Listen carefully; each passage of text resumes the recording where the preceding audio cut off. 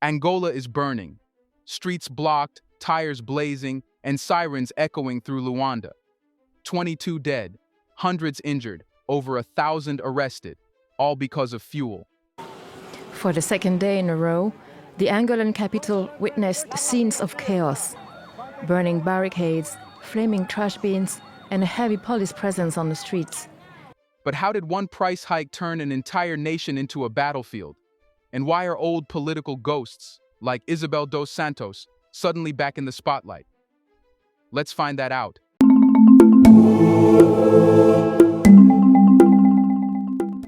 The first sparks of Angola's unrest ignited in Luanda, but what followed was no ordinary protest. By the early hours of July 26, 2025, the capital's central arteries were paralyzed. Barricades made of burning tires blocked traffic, and dumpsters were overturned and set ablaze to create impromptu roadblocks. The smell of fuel and smoke hung over the city like an omen. At first, it seemed like a transport strike, a routine form of protest in response to higher operating costs. But this time, the anger was louder, the crowds larger, and the demands sharper. The trigger was simple: a 33% fuel price hike announced barely a day earlier. Commuters awoke to find taxi and minibus fares doubled overnight, some increasing by 50% or more. Those who had no alternative but to rely on public transport faced not just inconvenience, but financial devastation. "We can't pay this much just to get to work," one protester shouted, before being swept away by tear gas as police attempted to disperse crowds near Canaxixi Square. By midday, the demonstrations had spilled into multiple districts, stretching police forces thin and creating pockets of chaos across the capital. It didn't take long for the protests to evolve into something far more volatile. Groups of young demonstrators wielding sticks and stones clashed with riot police, who responded with tear gas, rubber bullets, and warning gunfire. Several eyewitnesses reported seeing officers use live ammunition, though authorities have not confirmed this claim. At least one police officer was killed during these confrontations, adding fuel to an already dangerous situation. The violence quickly spread beyond Luanda. In Huambo, Benguela, and Lubango, similar scenes played out: blocked roads, damaged vehicles, and tense standoffs between civilians and security forces. This was no longer an isolated grievance about transportation costs, but a wave of national anger that had tapped into deeper frustrations about poverty, inequality, and government policies perceived as detached from everyday reality. Shops and businesses, particularly in Luanda's busy commercial districts, became early casualties of the unrest. Supermarkets were looted, electronics stores smashed, and private vehicles vandalized in a spree of opportunistic crime that often accompanies such upheavals. By the evening of July 28th, Angola's Interior Ministry reported over 1,200 arrests linked to rioting, looting, and violent attacks on security personnel. The official statement condemned the demonstrations, insisting they were no longer peaceful protests, but organized criminal acts threatening public order. Hospitals struggled to cope with the surge of casualties, reporting nearly 200 injuries, including gunshot wounds, blunt force trauma, and respiratory issues from tear gas exposure. Families gathered outside medical centers, desperate for information, while social media was flooded with images of injured protesters and battered police officers. Hashtags like Luanda on fire and Riots fuel revolt trended across Angola and neighboring countries, amplifying both domestic and international awareness of the crisis. The government's position remained uncompromising.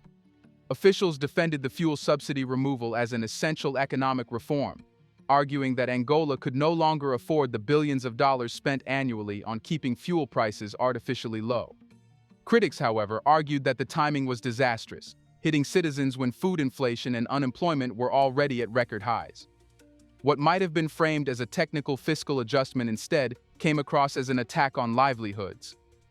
As night fell, Luanda resembled a city under siege. Armored vehicles patrolled major intersections, and soldiers backed up police at government buildings and gas stations to prevent sabotage.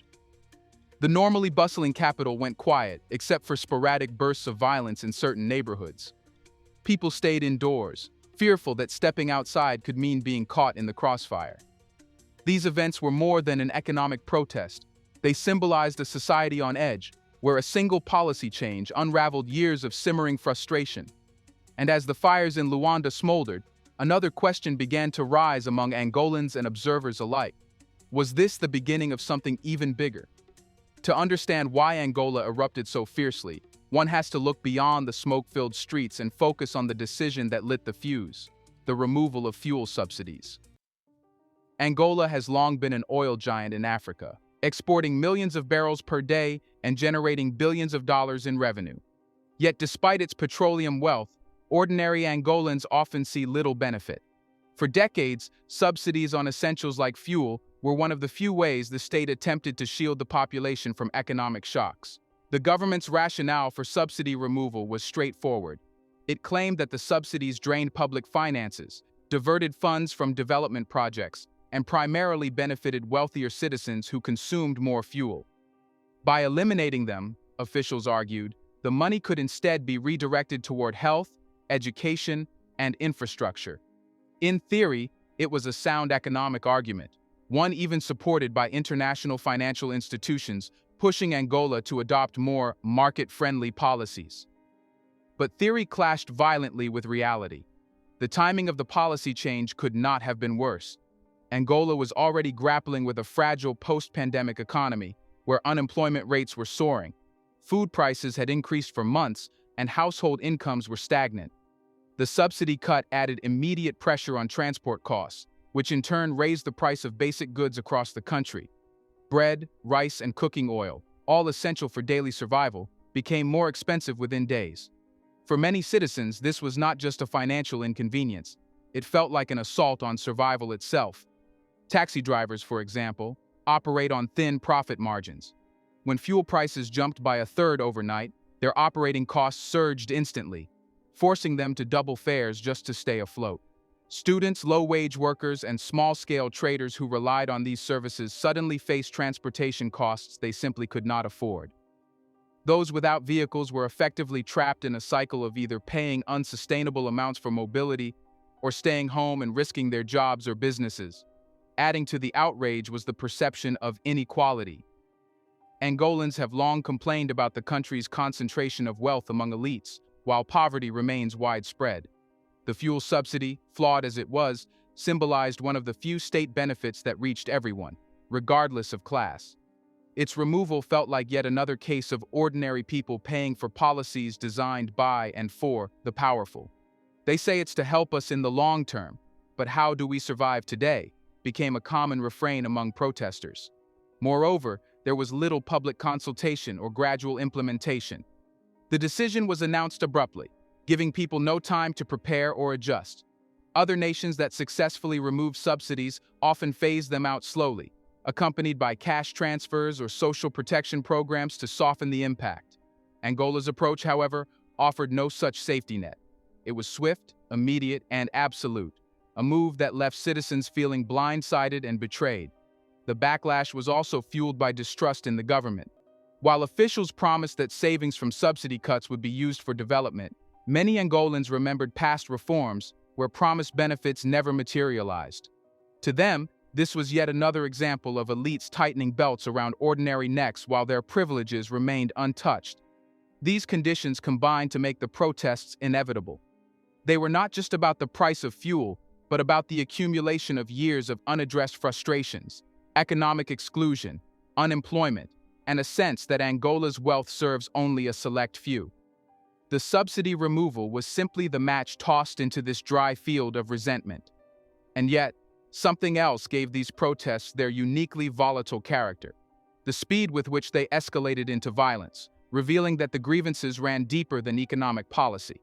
That leads us to the next question. How did a protest about fuel transform into a nationwide uprising that shook Angola's core? Let's pause for a second to say big thank you to the Black Culture Diary community, where Black voices, stories, and legacies are preserved and amplified. By becoming a member, you're not just supporting the channel, you're becoming part of a powerful cultural movement. Let's continue. When people first took to the streets, their message was clear: reverse the fuel price hike or face continued demonstrations. For a brief moment, it appeared these protests might follow a familiar pattern: marches, petitions, and perhaps a transport strike or two. Yet within hours, the tone changed. and Angola witnessed something far more explosive. What happened in those early confrontations that shifted the momentum from peaceful dissent to full-scale unrest? The first turning point came when security forces moved in with unusual speed and intensity. Rather than allowing the crowd space to express their grievances, they adopted a strategy of immediate dispersal, deploying riot police in full gear, supported by armored vehicles and water cannons. Tear gas blanketed Luanda's central districts, choking protesters and bystanders alike. People who had gathered to chant and wave signs suddenly found themselves coughing, blinded, and running for cover. This heavy-handed response hardened the mood on the ground. Many who had come to protest peacefully began throwing stones or smashing barricades, not as an initial plan, but as a reaction to what they perceived as an attack. Social media amplified the anger. Within minutes, videos of officers using batons on unarmed demonstrators and firing warning shots into the air circulated widely, fueling outrage far beyond Luanda. In provincial cities like Benguela and Huambo, crowds that had only planned symbolic protests shifted tactics, blocking highways, torching dumpsters, and confronting police. The protests no longer belonged to any single organized group. They had become decentralized, unpredictable, and harder for authorities to control. Another factor that escalated tensions was the participation of young, unemployed urban residents who had little to lose. Many of them had long expressed resentment over economic stagnation, and saw the subsidy removal not as an isolated policy, but as proof that the government had abandoned them. In neighborhoods already grappling with high crime rates and poverty, protests quickly turned into opportunities for revenge against a system viewed as corrupt and unjust. Some seized the chaos to loot supermarkets and electronics stores, while others set their sights on government buildings, symbols of authority they blamed for their hardship. The death of one police officer during early clashes added another layer of volatility. Security forces, now treating the demonstrations as a direct threat to state stability, escalated their tactics. Additional troops were deployed, checkpoints erected, and even off-duty officers were called in to support riot control. This hardened stance created a cycle of retaliation. Every crackdown generated more anger, and every act of destruction justified further state force. Communication blackouts in certain neighborhoods, allegedly to disrupt protest coordination, only increased public suspicion. Rumors spread rapidly in the absence of reliable information, with some claiming security forces were using live ammunition indiscriminately, while others circulated unverified reports of secret detentions. Whether true or exaggerated, these narratives deepened public fear and anger, pushing even previously neutral residents to side with the demonstrators. By the third day, the protests had ceased to be about fuel entirely. They had morphed into a wider rejection of governance, inequality, and perceived oppression. Some protesters began carrying banners demanding the resignation of key officials and chanting for broader political reforms. This shift in focus alarmed the government, which doubled down on framing the unrest as criminally orchestrated riots rather than genuine social dissent. The transformation from protest to uprising illustrates how fragile Angola's social fabric has become. What started as frustration over transport costs revealed an underlying reservoir of anger waiting for an outlet. Once the first spark of violence was struck, on both sides, the situation evolved into something far larger and far more dangerous, signaling to the entire nation that these demonstrations were no longer just about policy, but about power and legitimacy itself. Here's a reminder to please like and share the video and subscribe to our channel to watch more videos on Black culture, history, civilization, and identity. Let's continue now. While flames still licked the streets of Luanda and security forces locked down major intersections, an unexpected voice broke through the noise. Isabel dos Santos. Once celebrated as Africa's richest woman and later reviled as a symbol of corruption, she had spent recent years away from Angola's political stage, largely due to sanctions and ongoing legal battles linked to allegations of embezzlement and illicit enrichment. Her return to public discourse, albeit via social media, was striking not because of what she said, but because of when she chose to say it. Dos Santos released a short but provocative statement acknowledging the strong protests, shaking Luanda and referencing rising living costs, unemployment, and now soaring fuel prices as key catalysts. She stopped short of directly criticizing President João Lourenço's government, nor did she offer explicit solutions or calls to action. Yet her words carried symbolic weight. Many read it as a subtle nod of solidarity with public frustration, an acknowledgement that Angolans' grievances were legitimate. For a population already feeling abandoned by the state, hearing recognition, however vague, from someone of her stature fueled debates far beyond economic policy. Her timing was no coincidence. Dos Santos remains one of Angola's most polarizing figures. Supporters see her as a successful businesswoman, unfairly targeted for political reasons, while critics view her as the embodiment of Angola's decades-long kleptocracy under her father, former President José Eduardo dos Santos. During his 38-year rule, Angola's oil wealth soared, but so too did inequality and allegations of elite corruption, problems many say continue to this day. By speaking during a moment of national unrest, Isabel dos Santos effectively placed herself back in the conversation. Whether intentional or not, her remarks rekindled old questions. Was she attempting to rehabilitate her image by aligning with public anger? Was she signaling political ambition, or simply exploiting the government's moment of weakness? The government's reaction was cautious but firm. Officials dismissed her comments as opportunistic, pointing to ongoing investigations against her and suggesting she was attempting to politically weaponize a national tragedy. Pro-government media outlets highlighted her controversial financial dealings and legal disputes, framing her as unfit to comment on Angola's economic future.